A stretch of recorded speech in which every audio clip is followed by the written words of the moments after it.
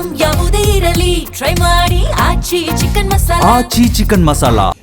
ಯಾಕೆಂದರೆ ಬಿಡುಗಡೆ ಆಗುತ್ತೆ ಆಗುತ್ತೆ ಆಗುತ್ತೆ ಅಂದ್ಕೊಂಡು 2 ಸತಿ ಡೇಟ್ ಹಾಕಿದ್ವಿ, ಆಮೇಲೆ 2 ಸತಿ ನಾವು ಬರ್ತಾ ಇದ್ದೀವಿ ಅಂತಂದ್ವಿ ಸರ್. ಕಾರಣ ಏನು ಅಂದರೆ 2-3 ವಿಚಾರ ಇತ್ತು ಸರ್. ಅಂದರೆ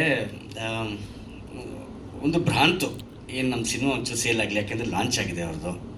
ಸರ್ ಒಂದು ಸಿನಿಮಾ ಮಾಡಿದರೆ ಅವ್ರು ಹೆಂಗಾರು ಮಾಡಿ ಸಿನಿಮಾ ಸೇಲ್ ಮಾಡ್ಬೋಣ, ಒಂದು ರೈಟ್ಸ್ ಏನಾರು ಆಗುತ್ತೆ, ಅದಕ್ಕೋಸ್ಕರ ಒದ್ದಾಡೋಣ, ಏನಾರು ಮಾಡೋಣ ಅಂತ ಸಿಕ್ಕಾಪಟ್ಟೆ ಟ್ರೈ ಮಾಡಿದ್ರು ಸರ್.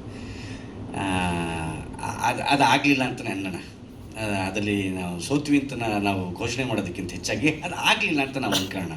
ಹಾಗಾಗಿ ಅದಕ್ಕೋಸ್ಕರ ಒಂಚೂರು ಸಮಯ ತಗೊಂಡು ಎಳೆದಾಡ್ಕೊಂಬಿಟ್ವಿ. ಹಾಗಾಗಿ ಈ ಹೊಣೆಯನ್ನು ನಾನೇ ಹೊರಬೇಕಾಗುತ್ತೆ. ಯಾಕೆಂದರೆ ಆ್ಯಸ್ ಅ ನಿರ್ದೇಶಕನಾಗಿ ಸರ್ದು ಯಾವುದೇ ಒಂದು ಪಾತ್ರ ಇಲ್ಲ ಇದರಲ್ಲಿ. ಯಾಕೆಂದರೆ ಸರ್ ಯಾವತ್ತೂ ಹೇಳಿದರು, ಪಾಪ ನೀವು ಸಿನಿಮಾ ರಿಲೀಸ್ ಮಾಡಿ ಆಗಿದ್ದಾಗ ಹೋಗಲಿ ಅಂತ. ಇಲ್ಲ ಸರ್, ಒಬ್ಬ ವ್ಯಕ್ತಿ ಲಾಂಚ್ ಆಗ್ತಿದ್ದಾನೆ, ಅವನು ಅಂದರೆ ಸಿನಿಮಾ ಕಿರಿಯರ್ ಕಂಟಿನ್ಯೂ ಆಗಬೇಕು ಅಂತಂದರೆ ಫಸ್ಟ್ ಸಿನಿಮಾನ ಏನಪ್ಪ ಅನ್ನೋವಂಥದ್ದು. ಎಷ್ಟು ಅಭಿಮಾನಿಗಳಿದ್ರೋ ಅಷ್ಟೇ ಕಾಲೆಳೆಯವರು ಇರ್ತಾರೆ. ಹಾಗಾಗಿ ಅವರು ಕಾಲಿಗೆ ನಾವು ಯಾರೂ ಸಿಗಾಕೋಬಾರ್ದು ಅಂತ ಅನ್ನೋದು. ಬಟ್ ಅದು ಬರ್ದಿತ್ತು ಅನಿಸುತ್ತೆ, ಕಾಲೆಳೆಯಲೇಬೇಕಾಗಿತ್ತು ಅಂತ. ಸೊ ಕಾಲೆಳಿಸ್ಕೊಂಡ್ವಿ ನಾವು. ಇಲ್ಲ ಸರ್, ಇನ್ನೂ ಇಲ್ಲ.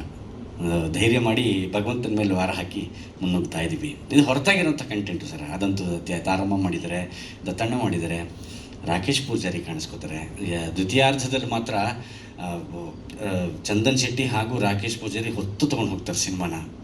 ಹಾಗಾಗಿ ಮಂಜು ಪಾಗೌಡ ಕಾಣಿಸ್ಕೋತಾರೆ, ಮಂಡ್ಯ ರಮೇಶ್ ಅಣ್ಣ ಇದ್ದಾರೆ, ಆಮೇಲೆ ರಜನಿಕಾಂತ ಕಾಣಿಸ್ಕೋತಾನೆ. ನಾನು ಒಂದು ಸ್ವಲ್ಪ ಚಿಕ್ಕ ಪಾತ್ರದಲ್ಲಿ ಅಭಿನಯ ಮಾಡಿದ್ದೀನಿ. ಎಲ್ಲವೂ ಇದ್ದಾರೆ. ಅಂದರೆ ಹಾಸ್ಯಮಯವಾಗಿ, ಕೌಟುಂಬಿಕ ಹಾಸ್ಯಮಯ ಚಿತ್ರ ಅಂತ ಹೇಳ್ತಾರಲ್ಲ ಸರ್ ಹಿಂದಿನ ಕಾಲದಲ್ಲಿ, ಅದು ಖಂಡಿತವಾಗ್ಲೂ ಈ ಸಿನಿಮಾಗೆ ಆ್ಯಪ್ಟ್ ಆಗಿರುವಂತಹ ಜಾನರ್ ಅಂತ ಹೇಳಿದ್ರೆ ತಪ್ಪಾಗಲ್ಲ. ಸೊ ಮಾತುಕತೆ ನಡೀತಾ ಇದೆ, ಅದನ್ನು ಎಲ್ಲ ಕ್ಲಾರಿಟಿ ಕೊಡೋಣ ಅಂತ ವೆಯ್ಟ್ ಮಾಡ್ತೀವಿ ಸರ್. ಇಲ್ಲ ಸರ್, ಖಂಡಿತವಾಗ್ಲೂ ಇದೊಂದು ತಿಳಿ ಹಾಸ್ಯ.